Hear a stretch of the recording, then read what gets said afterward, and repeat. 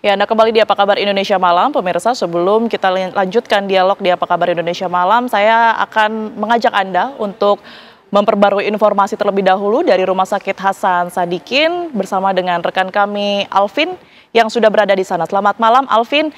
Kalau data atau informasi terbaru dari posko pengaduan hingga malam hari ini, seperti apa saja yang kemudian ini sudah masuk ke pihak rumah sakit?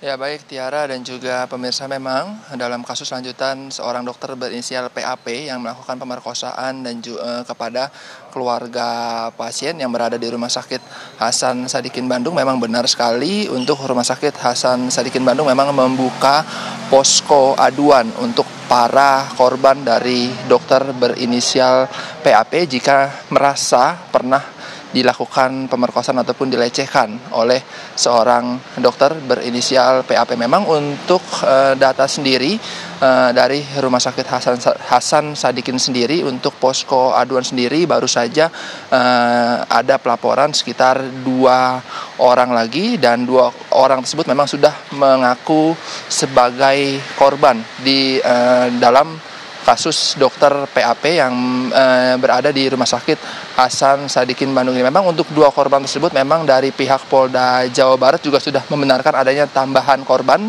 yang saat ini menjadi 3 korban dalam kasus pemerkosaan yang dilakukan oleh seorang dokter berinisial PAP. Dan adapun memang kedua korban tambahan tersebut berusia 21 tahun dan juga 31 tahun. Dan memang dari pihak Polda Jawa Barat sendiri juga mengakui untuk 2 korban tersebut memang mengadu kepada pihak rumah sakit. Lalu nantinya pihak rumah sakit akan langsung memberikan informasi langsung kepada Polda Jawa Barat. Memang untuk posko sendiri di Rumah Sakit Hasan Sadikin memang tidak ada berbentuk seperti posko khusus, hanya saja yang merasa sebagai korban dalam kasus pemerkosaan yang dilakukan oleh dokter berinisial PAP, bagi korban langsung bisa mendatangi Rumah Sakit Hasan Sadikin ini untuk nantinya langsung menuju ke meja informasi ataupun ke pihak rumah sakit, lalu nanti langsung memberikan aduan terhadap dokter berinisial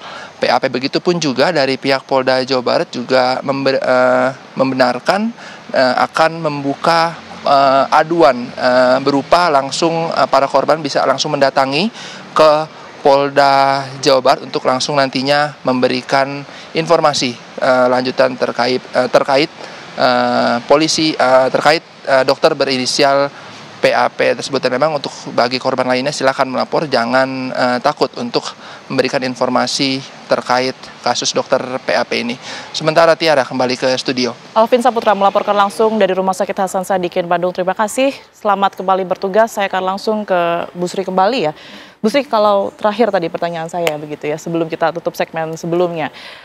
Ini kalau dinilai dan kita mencoba untuk mengenal siapa sebenarnya pelaku, yang tadi kita ketahui bahwa masih baru, masih semester 2, kemudian juga ditemukan bukti-bukti alat kontrasepsi begitu ya informasinya. Ini mungkin tidak sih kalau itu dilakukan lebih dari 1 pelaku sebenarnya? Lebih dari 1 pelaku nanti akan terjawab melalui forensik. Ya, kalau benar lebih dari 1 pelaku berarti sperma juga identifikasinya ada 2. Oke. Ya, walaupun mungkin sudah ada yang kering dan sebagainya, pasti akan berbeda. Apalagi kepolisian sudah mengatakan mengumpulkan sejumlah barang bukti, baik dan sudah dikeringkan. Kalaupun toh ditemukan sudah kering di lantai, umpamanya, apakah ini cairan sperma, tetap diambil, di swab, diambil. Lalu nanti itu terbungkus sendiri-sendiri. Jadi apakah lebih dari 1 pelaku? Wah, luar biasa ini. Anda sendiri membacanya seperti apa, Bu Sri? Kalau saya belum sampai ke sana, tapi saya memastikan akan terungkap. Ya, apakah lebih dari 1 pelaku dilakukan secara bersama-sama atau orang yang sama dilakukan berbeda terhadap korban yang berbeda. Jadi bisa pelaku lebih dari 1 terhadap 1 korban, atau pelaku berbeda terhadap korban yang berbeda. Ya, jadi itu nanti semuanya akan terungkap karena kita akan melakukan pendekatan investigasinya secara ilmiah, scientific investigation. Nah, tidak usah khawatir kalaupun toh nanti dilakukan kelainan seksual apa segala tadi yang kita bicarakan, itu tidak akan pernah menjadi alasan pemaaf. Di dalam hukum pidana, di dalam hukum pidana itu ada alasan pemaaf. Alasan pemaaf itu apabila orang tersebut tadi out control, ini in control. Karena bisa menyiapkan itu semua. Direncanakannya secara apik, manipulatifnya itu terencana dengan baik, rapi sekali. Justru itu akan menjadi alasan memberatkan. Alasan yang memberatkan profesi dia dengan sebagai dokter. Terus dia bilang terdorong, drive-nya adalah ketika lihat orang tidak berdaya. Dia menciptakan orang tidak berdaya untuk merangsang dia. Berarti kan dia yang mengkondisikan pernyataannya nggak masuk akal. Nanti kita lihat, bahkan saya ngajak nih TV One. Saya mewakili perempuan juga. Kekhawatiran kami sebagai seorang ibu pastinya ada seperti ini. Ternyata terbukti. Kita pikir di luar-luar sana yang empatinya tidak ditumbuhkan, apakah pola asuh, ini benar-benar kecerdasan emosionalnya yang nggak ada. Maka, nah, kembali lagi ke dokter, maka ini menjadi sarana evaluasi menyeluruh. Pada saat screening ketika dia mau masuk, mulai dari dokter deh, jangan tunggu PPDS, jangan spesialis, mulai dari awal deh. Profesi-profesi tempat kita menumpukan harapan, guru, spiritualis, dokter, ini kan orang yang begitu didiagnosis ini, oh ya wes dok, pasrah bongkok kata orang Jawa itu. Sangat dipercaya. Iya, sangat dipercaya tanpa ada kecurigaan. Lalu terjadi seperti ini, akhirnya yang tadi tidak berpikir, jangan-jangan menimbulkan lagi peluang penyakit baru. Gitu. Jadi penuh dengan ketakutan, kekhawatiran begitu ya. Tapi publik jangan cemas. Mari kita sama-sama kawal kasus ini sampai ke pengadilan. Bila perlu, karena ini kasus seksual biasanya ditutup. Tapi ditutupnya terhadap korban kalau bisa kita minta. Terhadap korban ya ditutup, tetapi terhadap pelaku kalau bisa tetap dibuka. Itu kita berbicara mengenai pelaku begitu ya. Tapi kalau kita berbicara mengenai korban, ada tidak kemungkinan bahwa korban ternyata lebih dari 3 begitu ya. Mengingat tadi kan Bu Sri sudah mengatakan ini susah sekali, minim bukti, minim saksi. Kalau yang satu saja ini kebetulan memang baru saja terjadi. Bagaimana dengan yang 2 atau mungkin jangan sampai ya korban-korban lain yang bisa saja. Ini bisa korban berani melapor, mesti ada rasa yang saat itu apa iya sih nggak mungkin nah, nanti polisi akan mengungkap itu secara dalam. Artinya ketika korban tidak speak up ataupun juga melapor begitu ya, itu akan susah sekali untuk dibuktikan. Melapor saja susah, apalagi kalau tidak melapor. Perkosaan memang bukan tindak pidana aduan. Kalau tertangkap tangan, kalau ketahuan. Tapi pemerkosaan kan acap kali terjadi di ruang-ruang yang tidak terbuka. Sehingga sulit diketahui. Bisa atau ditangkap langsung oleh orang lain. Baik. Nah, tapi kalau terjadi di ruang, ini boleh dibilang karena ruangnya itu sepi, ini ruang privat. Kondisinya kondisi bisa dinyatakan ruang privat itu. Karena bukan orang sembarangan datang ke situ. Baik, gitu. bisa dikatakan walaupun berarti fungsinya sebenarnya fungsi publik. Tapi kan belum difungsikan. Betul. Tapi dalam kondisi kejadian itu ini ruang privat. Nah, tapi beruntungnya barang buktinya cukup lengkap. Kalau dari barang bukti yang lengkap nanti ada 2-3 orang bisa terdetek. Jadi nggak usah khawatir, dan saya berharap karena ini juga menyangkut reputasi rumah sakit, sebaiknya cepat diumumkan hasilnya. Apakah 2 atau 3 sehingga clear gitu dari awal, sehingga rasa ketakutan, kecemasan publik, orang-orang yang ada di rumah sakit itu juga terselamatkan lebih awal. Baik.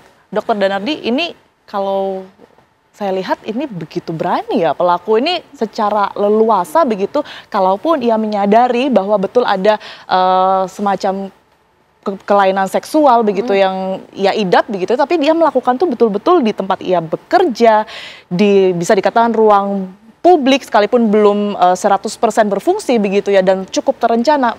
Kenapa ada dorongan itu, Dok?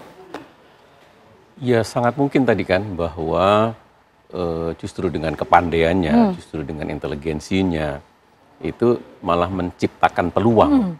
Menciptakan bahwa dia melakukan di tempat itu menjadi aman.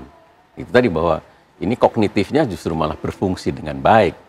Artinya bahwa mau dibuat kelainan jiwa, penyimpangan seksual, gangguan, bahwa itu menjadi tidak bermakna dari suatu tindakan bahwa dia melakukan tindakan dengan sadar. Itu yang tadi bahwa apakah Bu Sri atau Pak Aris tadi bahwa ini layak untuk dihukum. Gitu. Oke. Tapi tadi saya ingin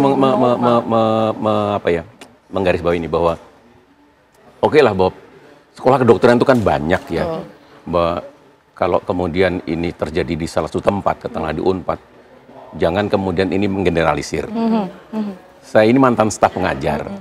Saya 2 periode menjadi ketua tim bimbingan konseling, baik itu untuk dokter umum atau juga PPDS. Artinya bahwa di institusi kami dulu bahwa itu membentuk suatu bimbingan konseling itu apakah itu mau masuk ke dokter umum, apakah mau jadi dokter spesialis, itu melalui suatu screening, melalui suatu tes yang cukup banyak tesnya. Dan kemudian kami melakukan evaluasi, kami melakukan monitoring secara reguler. Dan saya sangat sering dulu men-DO mahasiswa itu sangat sering ketika ketemu bahwa apakah penyimpangan atau pelanggaran tidak disiplin, bahwa jangan kasus ini menjadi semua dokter di Indonesia ini jadi buruk. Jadi tersangka dalam tanda generalisasi gitu ya. Ini dilihat bahwa ini sebagai salah satu kasus saja. Satu kasus manusia ini. Baik. Saya ke Bang Risto. Bang Risto berarti sudah fix, sudah disimpulkan bahwa betul ini semua terencana, sudah dengan penuh kesadaran begitu ya. Itu polisi sudah bisa semacam menyimpulkan seperti itu, Bang? Dari kalau Anda informasi lihat, yang sekarang sih ada indikasi kuat begitu ya. Tapi kan saya tidak bisa menyimpulkan. Betul, yang menyimpulkan nanti mulai dari polisi, jaksa dan hakim. Dari pandangan Anda? Iya, dari pandangan saya indikasi kuat kan mengarah seperti itu. Tadi yang saya bilang ada metodologis, ada perencanaan. Dan perencanaan itu bukti bahwa dia in control. Artinya tadi yang Ibu Sri katakan dasar pemaafnya bahwa dia itu nggak punya kapasitas mental itu ya otomatis gugur. Iya gugur lah, susah lah itu untuk menjadi alat justifikasi. Kalau itu sih sekarang apalagi kita publik udah berdiskusi seperti ini, tekanan juga sudah besar, wah ini sudah pasti ya, hukumannya sih bukan sudah pasti, saya ralat. Jadi kemungkinan sangat besar ini pasti berujung hukuman pidana. Nah, kemudian kan pertanyaan berikutnya nanti kira-kira berapa sih hukuman pidananya kan? Ancaman-ancaman itu. Pasalnya apa sih? Ancamannya apa sih? Karena ini nanti yang menimbulkan gejolak juga. Kalau Anda melihatnya kurang, seperti apa berarti, Bang? Ada yang marah. Kalau kebanyakan, ada juga mungkin yang marah. Gitu. Anda melihatnya kalau berdasarkan dengan hukum pidana sendiri, ada beberapa opsi, ya. Tapi hukumannya mirip-mirip sebenarnya. Dan ada restriksi nih yang menarik di hukuman di KUHP kita yang lama ini, nanti mau dirubah nih. Kita ini kalau hukuman penjara itu nggak boleh lebih dari 20 tahun. Nggak boleh lebih. Pasal 67 KUHP, tapi di KUHP baru yang berlaku tahun depan itu bisa sampai 30-40 tahun. Berbeda kayak di Amerika bisa orang dihukum 100 tahun pun bisa. Kalau kita itu menganut yang namanya pemberatan, diabsorpsi. Apa maksudnya? Jadi gini, opsi dalam peristiwa ini ada dua, pakai KUHP yang agak jadul ya, KUHP itu jadul, tahun 46, itu pasal 285 tentang pemerkosaan. Ya, itu sederhana. Ancamannya berapa? Maksimal 12 tahun. Nah, tahun 2022 ada lagi Undang-Undang Tindak Pidana Kekerasan Seksual. Ada juga pemerkosaan dengan pemberatan. Tapi sama dia 12 tahun. Ya, dia 12 tahun. Pemberatannya ada, pemberatannya itu di Undang-Undang TPKS, kalau dia tenaga medis ada tuh spesifik. Ditambah sepertiga. Artinya sepertiga dari 12, 4. Jadi maksimal itu 16 tahun yang bisa dilakukan. Walaupun menurut saya perhitungan ini sebenarnya mestinya dikoreksi. Gini, kenapa ini mesti dikoreksi? Karena dia ini melakukan tindakan itu terhadap orang yang berbeda-beda. Dengan sistem absorpsi seperti itu seakan-akan menyamakan tubuhnya A dengan tubuhnya B dengan tubuhnya C itu sama. Ngerti nggak maksud saya? Padahal ini kan perbuatannya berbeda. Dia melanggar dia melakukan pelecehan seksual terhadap tubuh A, nilainya berbeda dengan pelecehan seksual terhadap tubuh B. Jadi korban ini dijadikan numerikal aja sebenarnya dalam sistem yang sekarang. Nah, kalau pertanyaannya kalau gitu berapa hukumannya maksimal? Maksimal tuh 16 tahun kalau kita lihat itu sudah paling maksimal dengan logika sekarang ya. 16 tahun tambah denda maksimal 300 juta. Itu kira-kira yang bisa maksimal. Nah, akankah maksimal? Nah, ini menarik nih pertanyaannya. Kalau saya bilang nggak akan maksimal. Kenapa? Saya melihat statistik putusan-putusan pidana yang sebelumnya. Kalau pernah dengan kasus serupa begitu ya? Bahkan ada lebih dalam tanda petik lebih keji lagi. Misalnya soal pemerkosaan anak di bawah umur 9 tahun 10 tahun. Itu tahun 2016 kemarin di daerah, saya lupa ya, di daerah Jawa itu cuma 12 tahun. Yang pada waktu itu, tapi ada tambahannya kebiri kimiawi itu. Kalau ingat tuh, sempat heboh. Itu belasan tahun. Belum pernah ada yang menyentuh 20 tahun. Padahal pemerkosaan anak di bawah umur itu bisa sampai 20 tahun.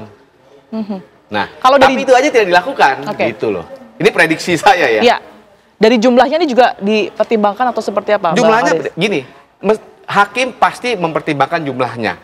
Pasti. Karena itu jadi dasar pemberat kan, alasan pemberat. Karena hakim kita itu dia memutuskan berdasarkan keyakinan. Jadi saya selalu bilang, alat bukti yang paling tinggi itu derajatnya apa sih? Keyakinan hakim menurut saya, dalam tanda petik ya. Alat bukti, karena mau alat buktinya 100, hakimnya nggak yakin, juga nggak akan dihukum. Nah, tapi persoalannya, keyakinan hakim ini direstriksi oleh sistem yang mengunci untuk menghukum hanya untuk 20 tahun maksimal. Jadi 20 tahun, hukuman terberat di Republik ini 20 tahun atau mati. Nah, hukuman mati nggak ada, di dalam pemerkosaan nggak ada. Jadi intinya cuma 20 tahun. Lalu kita lihat undang-undang. Oh, ternyata undang-undang kalau pakai pasal pemerkosaan itu ya 12 tahun tambah 1/3 tambah 4 ya sama dengan 16 tahun dan denda. Bisa nggak dikebiri? Ada pertanyaan ke saya juga.